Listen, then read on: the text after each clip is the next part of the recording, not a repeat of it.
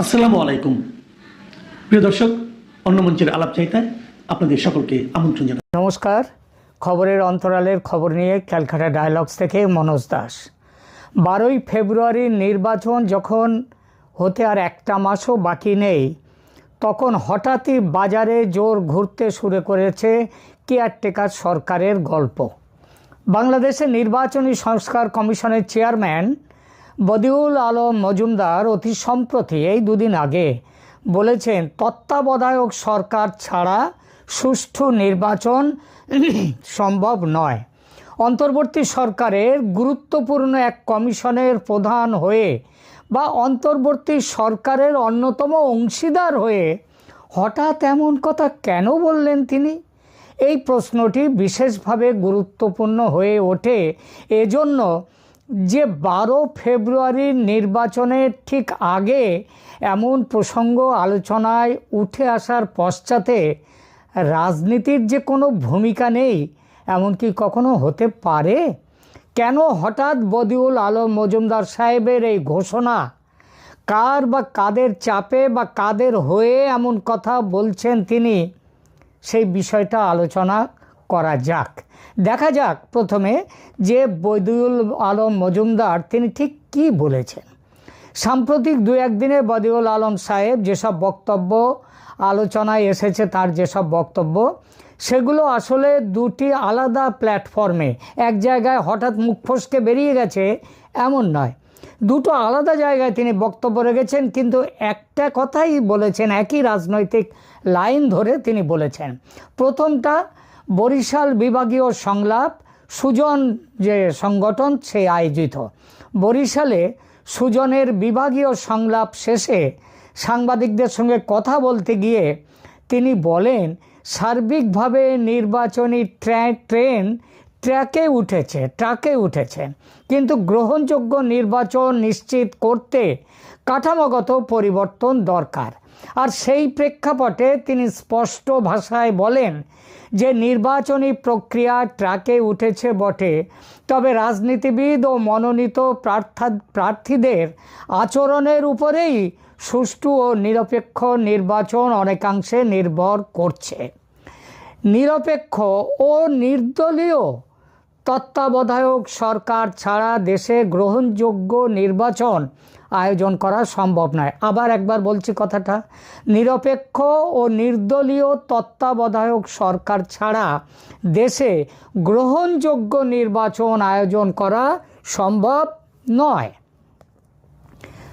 দ্বিতীয়, তিনি কোথায় বলেছেন? ঢাকার শ্রীলাভ মিলনায়তনে গণ অভ্যুত্থানের আকাঙ্ক্ষা সংস্কার ও নির্বাচনী ইস্তেহার সংলাপ।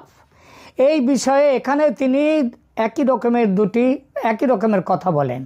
একদিকে জুলাই জাতীয় সনদের সংস্কার প্রস্তাবের গুরুত্ব, অন্যদিকে সুষ্ঠু নির্বাচনের কাঠামোগত শর্ত।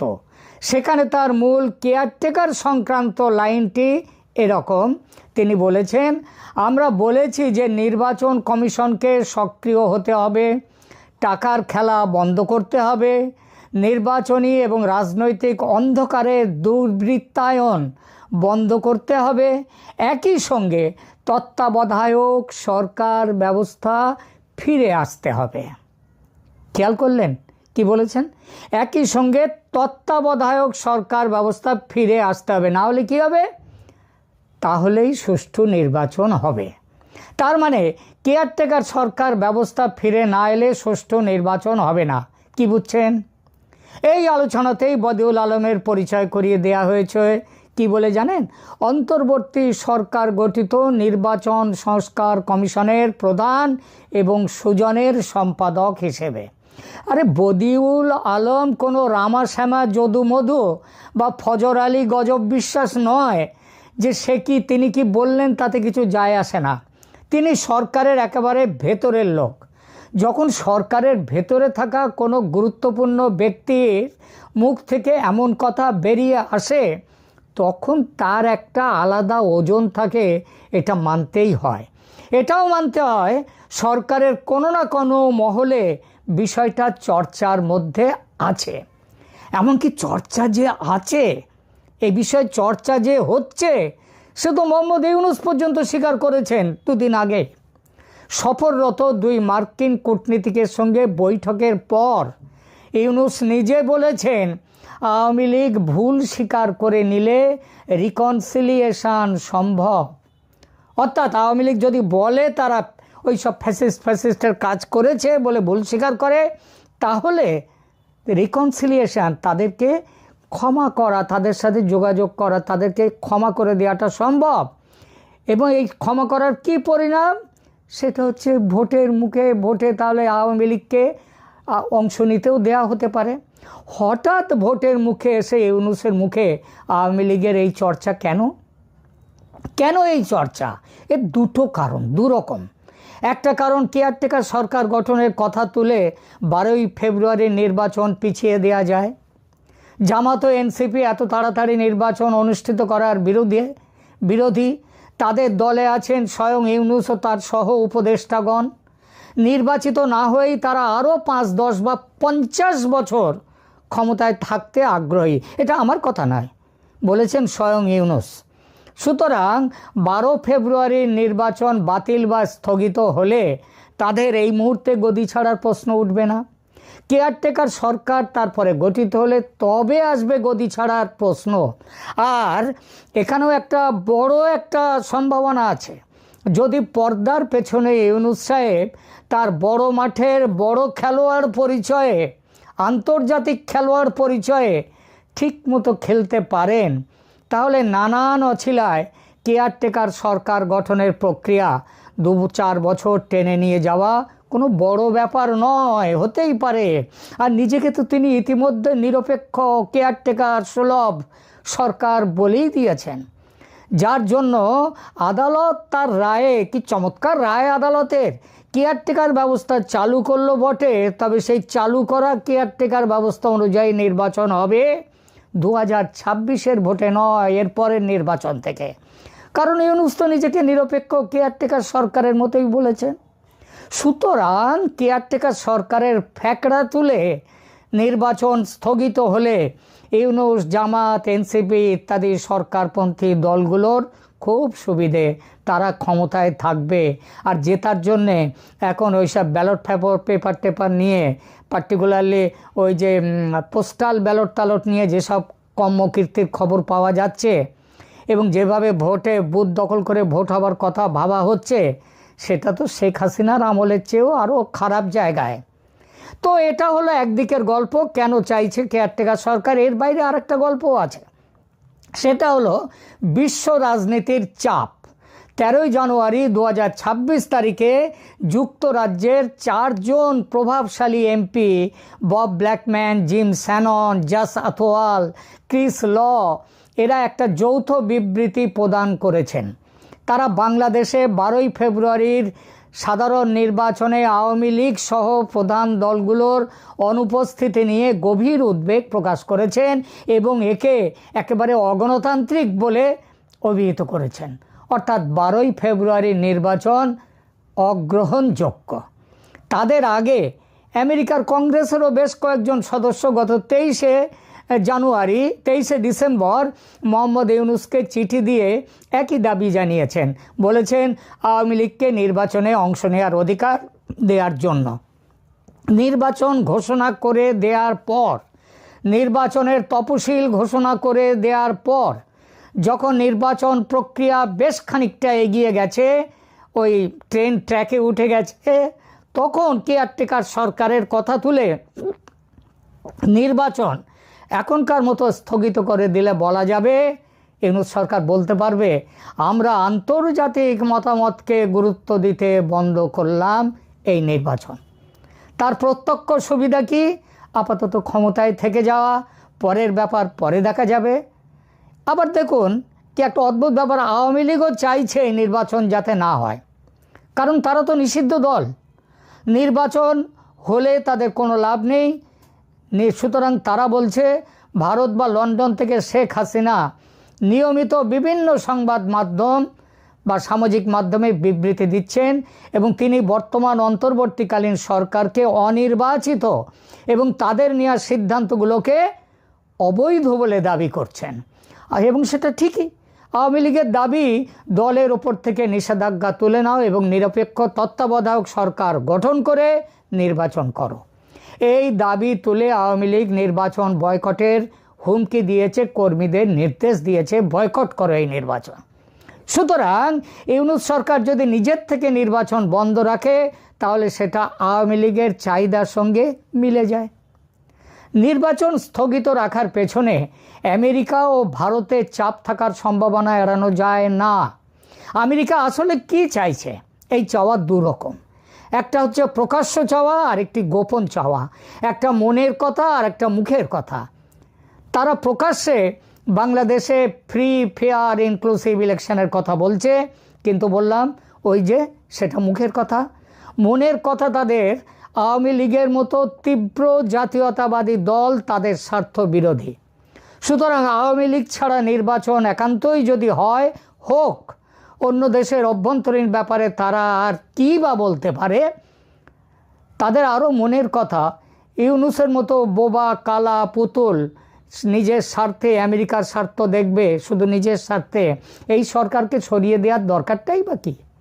থাকুক না এরা আরও 2-4 বছর।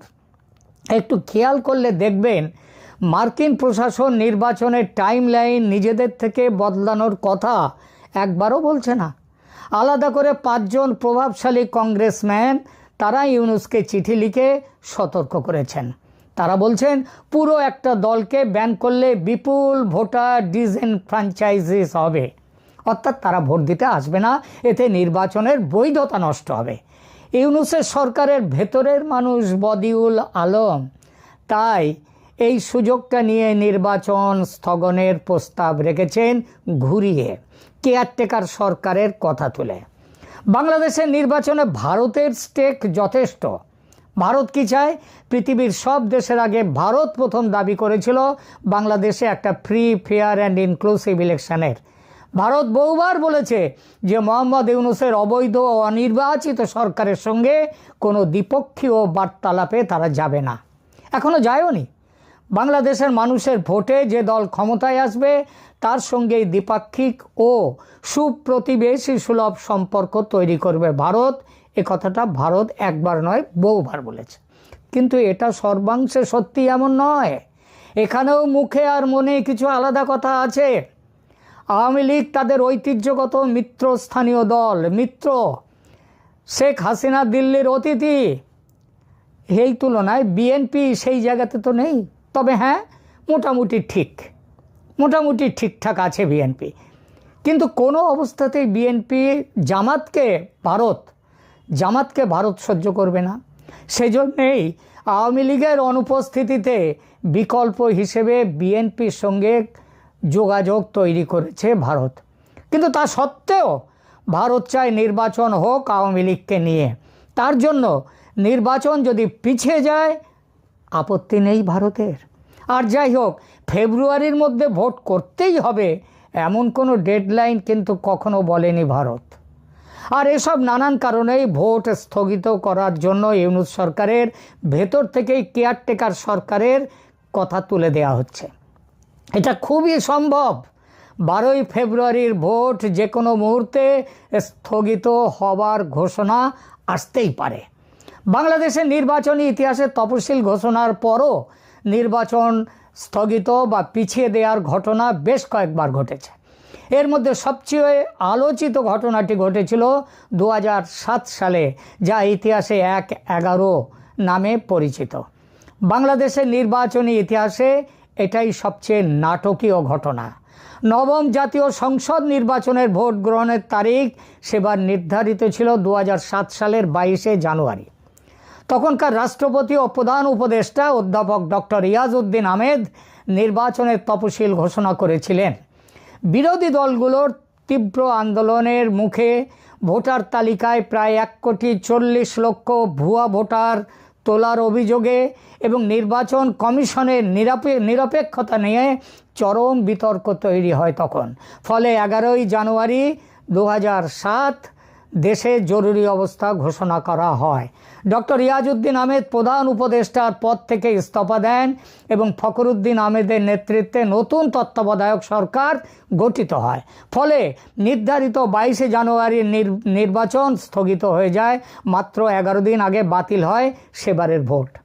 সেই নির্বাচন প্রায় 2 বছর পিছিয়ে যায় এবং শেষ পর্যন্ত 2008 সালের 29শে ডিসেম্বর অনুষ্ঠিত হয়। কেয়ারটেকার সরকারের নির্বাচনে, সেখানে আপনারা জানেন শেখ হাসিনা সে নির্বাচনে যেতেন। তিনি তার নির্বাচনে গড়িমসি করার জন্য নির্বাচন অনুষ্ঠিত করতে ক্রুদ্ধ হাসিনা ক্ষমতায় এসে কেয়ারটেকার সরকার ব্যবস্থা সংবিধান থেকে তুলে দিয়েছিলেন, এমনি তুলে দেননি। বর্তমানে যে 2026 সালের 12ই ফেব্রুয়ারি নির্বাচনের দ্বার প্রান্তে আছে বাংলাদেশ, এখানেও সম্প্রতি একটি আংশিক স্থগিতের ঘটনা ঘটেছে। পাবনা 1 এবং পাবনা 2 এর নির্বাচন কিন্তু স্থগিত করেছে নির্বাচন কমিশন, যদিও তারা বাকি 298টি আসনে নির্বাচন হবে বলে চলেছেন এখনও। তফসিল ঘোষণার পর নির্বাচন স্থগিত হওয়া একটি অস্বাভাবিক পরিস্থিতি। সাধারণত 3টি কারণে এটি ঘটে। একটা প্রাকৃতিক বড় দুর্যোগ ছাড়া আর যে 2টো কারণ আছে, এই 2টো কারণই এখানে খাটে। কি কারণ? প্রথমত রাজনৈতিক সংকট বা জরুরি অবস্থা। যদি দেশের বড় রাজনৈতিক দলগুলো নির্বাচন বয়কট করে এবং রাজপথে বড় ধরনের সহিংসতা তৈরি হয়, যেমনটা হয়েছিল 2007 সালে, তাহলে নির্বাচন স্থগিত হতে পারে। 2024-এ সহিংসতা তৈরির যে অভিজ্ঞতা আছে ইউনূস, জামাত, ছাত্র জনতার, সেই অভিজ্ঞতায় রাজপথে সহিংসতা তৈরি করা তো বাঁয়া হাতকা খেল, এটা হতেই পারে। দ্বিতীয়ত আদালতের নির্দেশনা। যদি আদালত কোনো নির্দেশ দেয় তাহলে সেটা সেই অনুযায়ী যদি ভোট স্থগিতের আদেশ দেয় তাহলে ভোট স্থগিত থাকবে। নির্বাচন নিয়ে সুপ্রিম কোর্টে একাধিক মামলা কিন্তু এই মুহূর্তে লম্বিত আছে।